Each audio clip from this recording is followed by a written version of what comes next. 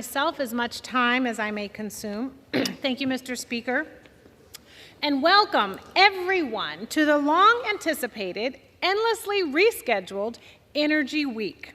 Over the next 2 days, with only a matter of days until a partial shutdown, rather than a transparent discussion on how to fund the government, this chamber will debate and vote on a number of energy-related bills Republicans claim will boost so-called energy dominance. It's not hard to see through their talking points. The U.S. is producing more oil and gas than ever before, and what do we have to show for it? Everyday Americans still face volatile energy prices because oil and gas are global commodities and because we're exporting record amounts of fossil fuels. The communities nearest to this record-breaking production are overburdened with pollution, and their health and well-being are suffering. And the climate crisis, because it is real, is getting more dire each year. The United States should be leading the way to a new, cleaner future, not drilling deeper into this catastrophe.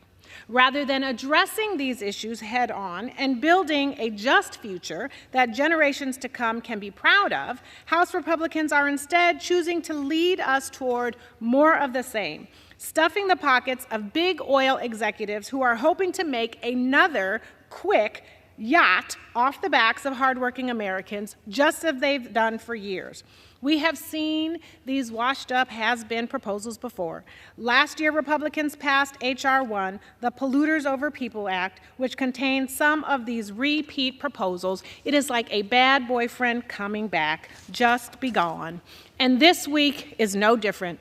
We're going to see the same tired handouts to the richest and most polluting mega corporations, all while leaving our most vulnerable communities in the toxic dust. It is Polluters Over People 2.0.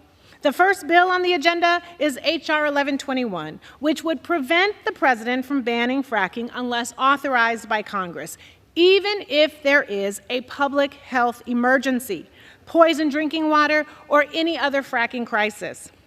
For my colleagues across the aisle, maybe this is just a messaging bill, but for folks on the ground, it is extremely dangerous. It ignores the very real consequences of fracking for impacted communities. Fracking is a method of extracting oil and gas from deep underground. It involves blasting open rock at high pressure with a mixture of water, sand, and chemicals, many of which are undisclosed.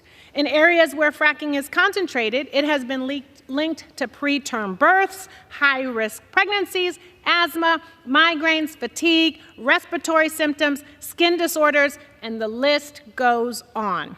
The fracking chemicals we do know about, things like benzene and ethylene glycol, are known to be hazardous to human health. Children living near fracking sites have lower birth weights and higher rates of cancer.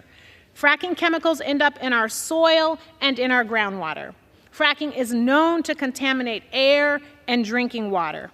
But this Republican sweetheart legislation would stop the president from banning or even pausing fracking on public lands and in federal waters, even if it poses a clear and known and present danger to drinking water and public health. Here's something you're going to hear a lot from Democrats this week. Big oil and big gas don't need any more favors right now. They don't need more tax breaks. They don't need more special loopholes. They don't need more handouts.